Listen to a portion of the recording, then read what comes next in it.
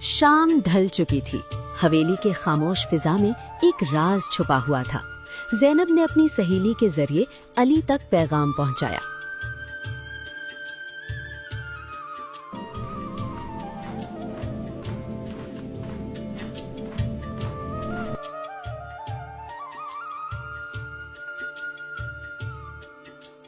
और अली रात के अंधेरे में चुपके से उस पुराने दरख्त के नीचे पहुंच गया।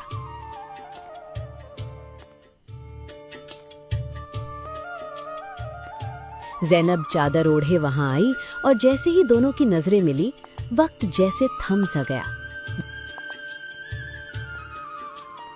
अली। दोनों की आंखों में आंसू थे और दिलों में छिपी हुई मोहब्बत बेकाबू हो रही थी। ज़ैनब ने कांपती आवाज में अपना दर्द बयान किया। अली, मैं अब तुम्हारे बिना नहीं जी सकती और मेहमानों ने कहा है कि वो कल रिश्ता पुख्ता करेंगे। ज़ैनब, हौसला रखो, मैं हूं ना तुम्हारे साथ। मैं तुम्हारा साथ कभी नहीं छोड़ूंगा।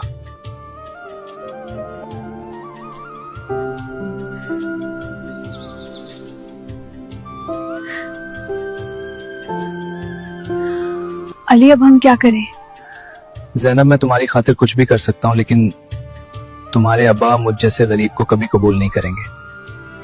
ये मोहब्बत का सफर बहुत ही ज्यादा मुश्किल है अली। कभी कभी लगता है क्या हम ख्वाब जी रहे हैं जिसका हकीकत बनना शायद बहुत ही मुश्किल है। नहीं ज़ैनब, ख्वाब वो नहीं होते जो टूट जाएं। ख्वाब वो होते हैं जिनके लिए हम हिम्मत ना छोड़ें।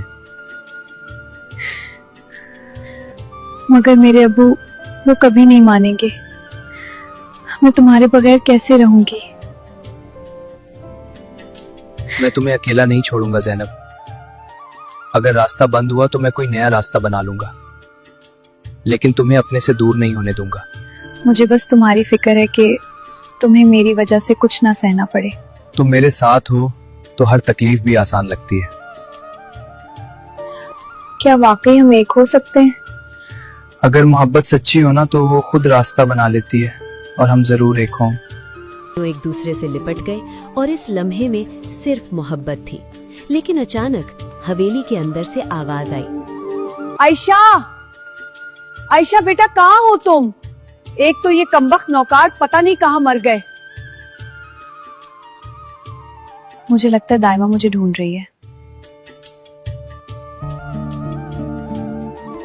शबीर, कहाँ मर गए हो तुम? और ये बाकी सब किधर है? सब जल्दी इधर आओ। बेबी ज़ैनब कहीं नजर नहीं आ रही। अगर चौधरी साहब को पता लग गया तो हम सबको मार देंगे। जल्दी से ढूंढो उन्हें। मुझे लगता है कोई आ रहा है, मुझे जाना चाहिए।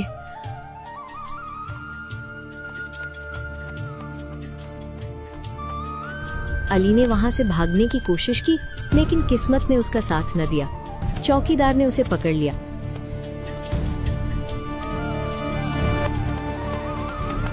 कहाँ भाग रहे?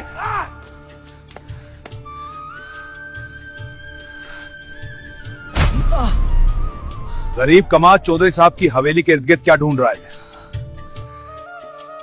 और बेरहमी से मारना शुरू कर दिया। वो कुछ न बोला, सिर्फ बर्दाश्त करता रहा। उसके होठों से खून बह रहा था, मगर उसकी मोहब्बत खामोश थी।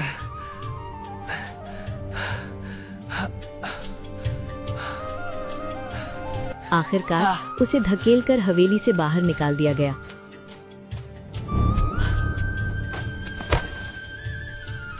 इधर रात मजीद गहरी हो चुकी थी। ज़ैनब ने हिम्मत की और अपने अब्बू के सामने जा खड़ी हुई। उसने पहली बार अपनी मर्जी का इजहार किया। अब्बू, मैं इस रिश्ते के लिए तैयार नहीं हूँ। मुझे थोड़ा वक्त चाहिए। लेकिन उसके अब्बू के लिए ये सिर्फ एक बगावत थी। ये तुम क्या कह रही हो? तुम मेरी अकलौती बेटी हो और मैं इन्हें जबान दे चुका हूँ। अब तुम्हारी शादी वहीं होगी। अब्बू, मुझे बस थोड़ा सोचने का वक्त दो। ज़ैनब ने वक्ती तौर पर झुकने का दिखावा किया, मगर अंदर ही अंदर वो एक बड़ा फैसला कर चुकी थी। एक ऐसा फैसला जो सब कुछ बदल देने वाला था।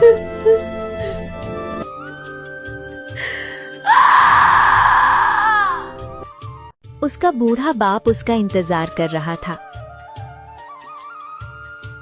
अली जख्मी हालत में अपने घर पहुंचा।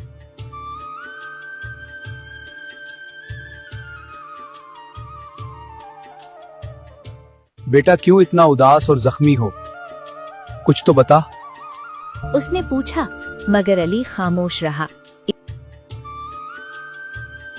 इसी दौरान एक खबर आई, ऐसी खबर जिसने सब कुछ बदल दिया। जैनब ने उसे सुबह बुलाया था, एक आखिरी फैसले के लिए।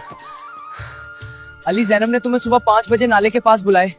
वो कह रही थी या तो हम भाग जाएंगे या मैं मर जाऊंगी।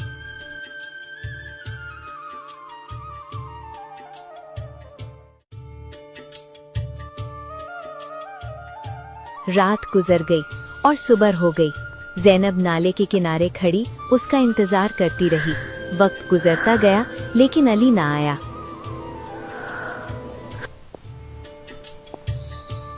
आखिरकार उसका दिल टूट गया। अली, तुमने कहा था कि तुम हर हाल में मेरा साथ दोगे, तो तुम क्यों नहीं आए?